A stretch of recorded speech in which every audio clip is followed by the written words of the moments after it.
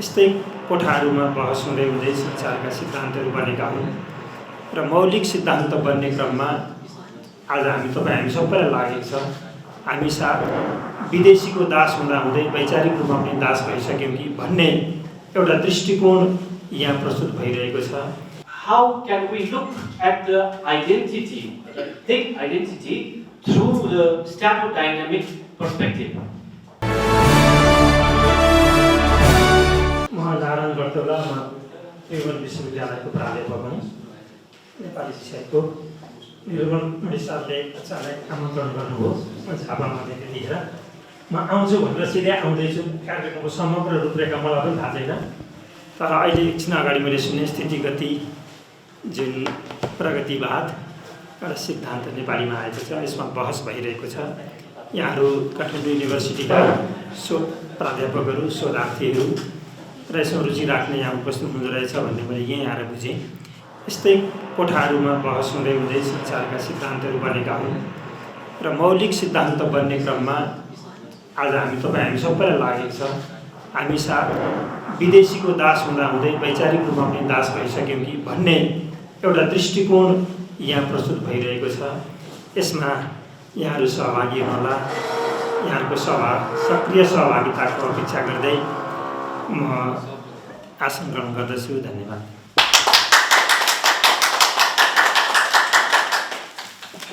धन्यवाद उपस्थितिको लागि। एउटा आशाको किरण देखिरहेको छु मैले। यो निष्पट्ट निबिड अन्धकार भन्छ नि, जसलाई युवाहरूले छोड्दै गएको, देशमा केही पनि छैन भनेको तर खासमा भूस्वर्ग भन्ने मिल्ने यो देश, तर आयातित विचार, आफ्नो मौलिकता गुमाउँदै जाने, आयातित जे पनि राम्रो भन्दै ग्रहण गर्दै जाने जुन क्रम छ, त्यो एउटा परिवर्तनको विश्वव्यापी लहरसँग नेपाल पनि असम्पृक्त रहन सक्ने परिस्थिति थिएन, छैन। तर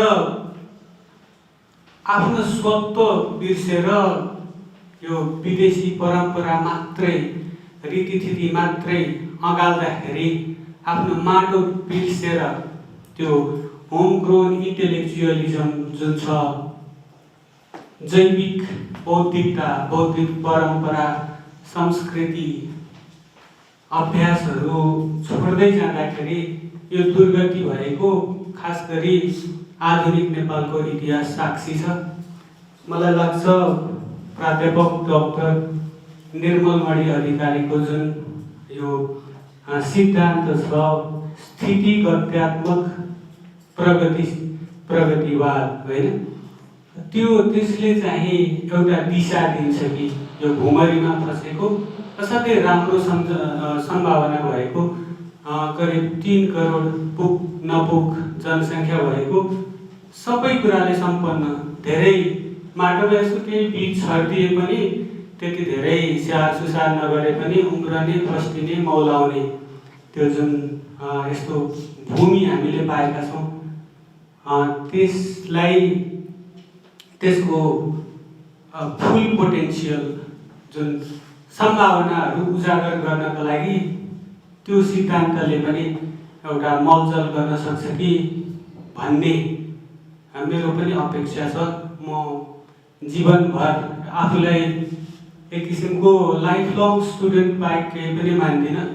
यो तलमाथि भयो होला, मैले खासै त्यति धेरै यो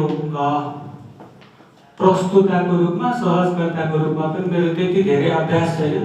मैले यहाँ डाक्टर गर्तौलालाई आफूले पहिला स्वागत गर्नुपर्नेमा तलमाथि भए, त्यसका लागि क्षमा प्रार्थी छु।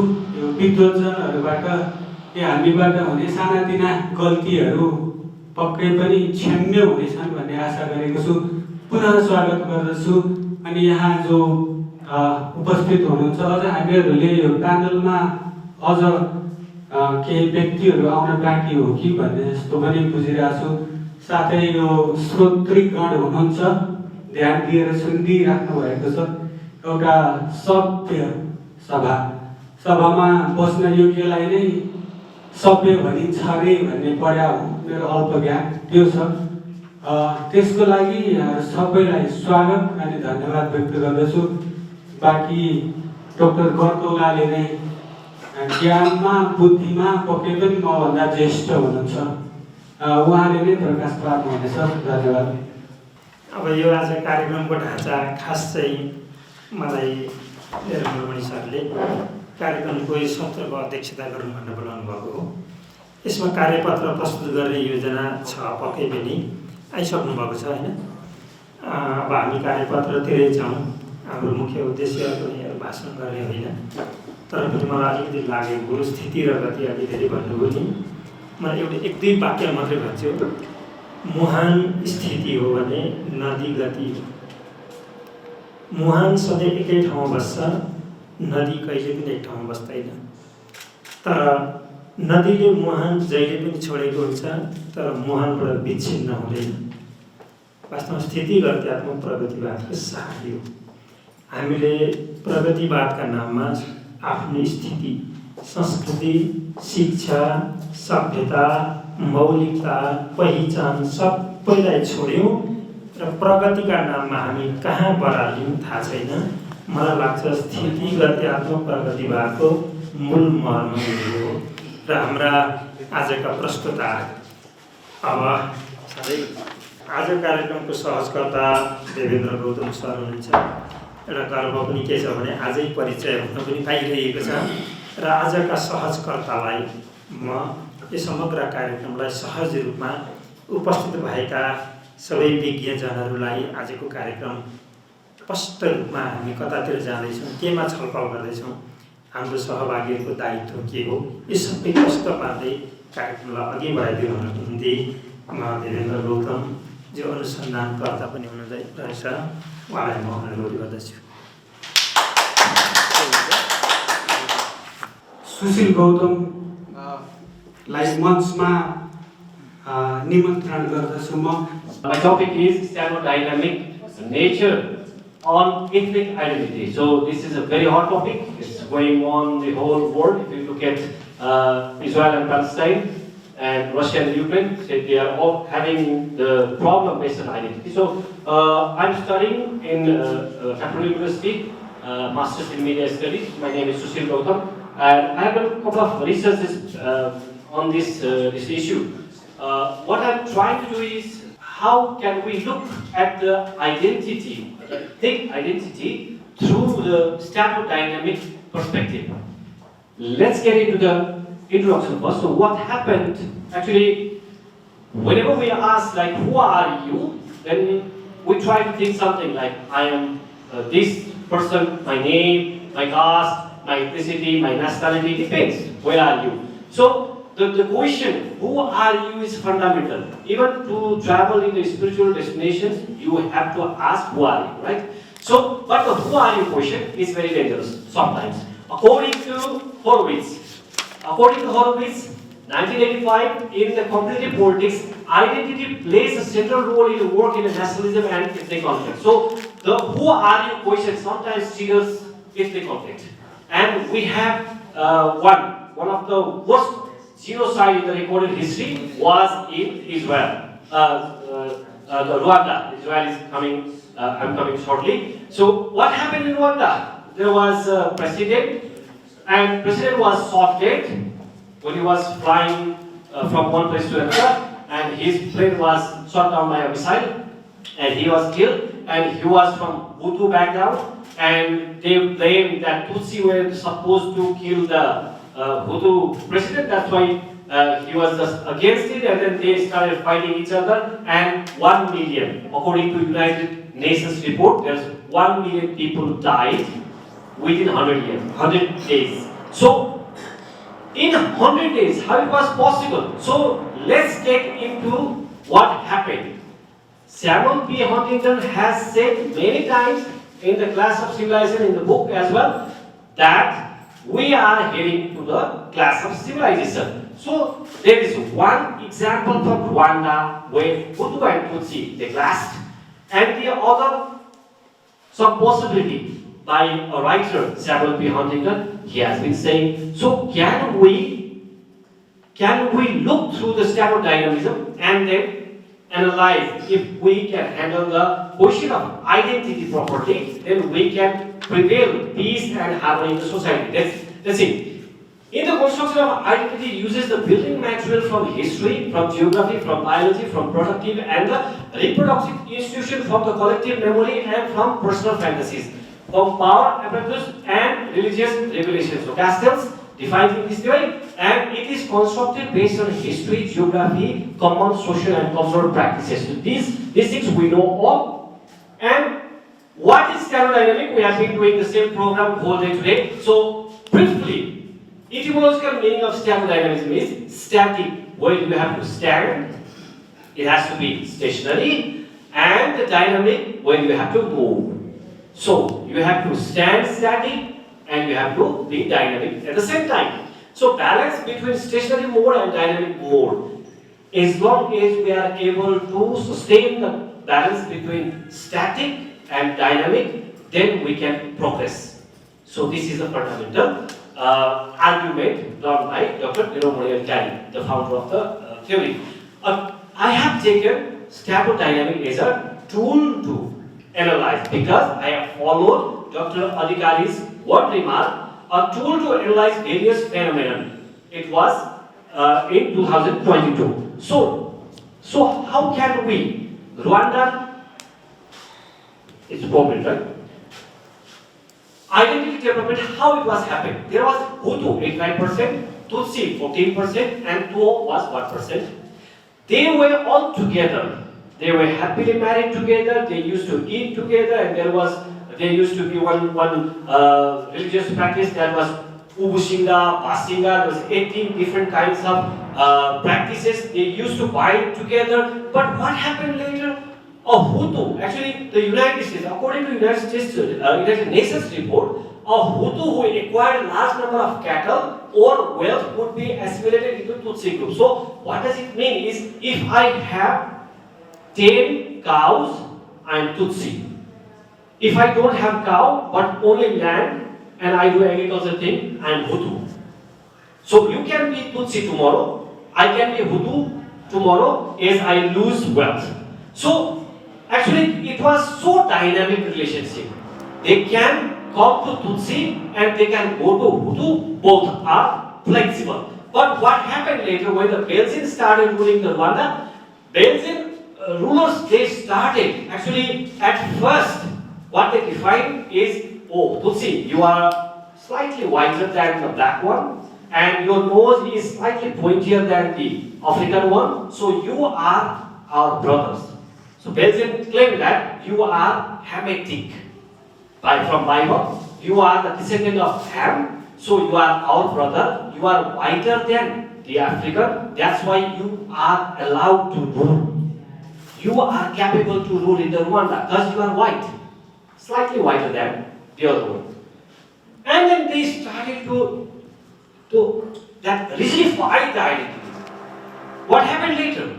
They established the identity system where you must write either you are Hutu or Tutsi or Tuo. You must write that. And what happened? Later the identity rigidified. That means static mode was prevailed.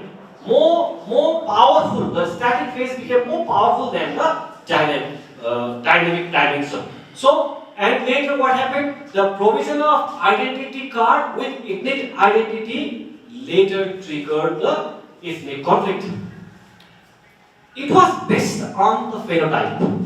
I look at you, I see your nose, I see your eyes, I see your skin. That is called phenotype. And based on the phenotype, you decide what identity you possess and how you should carry your identity. You should carry your identity on the identity card, and the identity is based on the phenotype. That rigidified, later it triggered the conflict. So what's happening in Nepal? The same thing. In Nepal, I don't want to go through all this data because we all know that we are multi-ethnic, multi-religious, multi-dimensional, we have different geographical variations. I don't go through these things. What is happening is, these ethnic groups, they have either pointed nose or the short nose. They would be practicing same religion. either the person who is having pointed nose and the small eyes, they could be speaking the same language. So they have multi-dimensional relationship to each other. What is happening nowadays? Ethnic identity is nowadays being blended with the phenotype. How you look at the person, if he has a pointed nose, he is Baun Chetri, Khas Arya. I'll go through that later. And if you have flat nose and small eyes, then you are, actually it used to be called Seta Maurali before, and after that it became, like there was difference between one person, there was, I don't want to mention his name because he was so controversial person. Yeah, so I have 2 minutes left. So, Seta Maurali, Tagadari, they used to be 2, based on that identity they wanted to join. Okay, and then later what happened? Nepal's constitution 2015 established that those who have pointed nose is Khasaria, those who does not have pointed nose and small eyes, they are Onaria.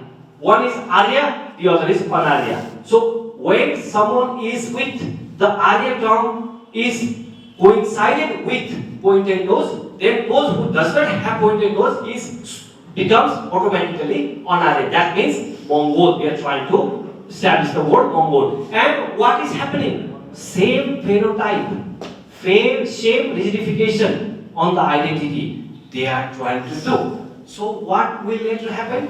The same thing what happened in Rwanda, that static phase became so prevalent that the dynamism was so less powerful, and later what happens? When you collect water in one place and keep the water all the time, like a long period of time, with all the germs inside, then they will be spoiled and will be later poisonous. So lastly, this would be my last slide.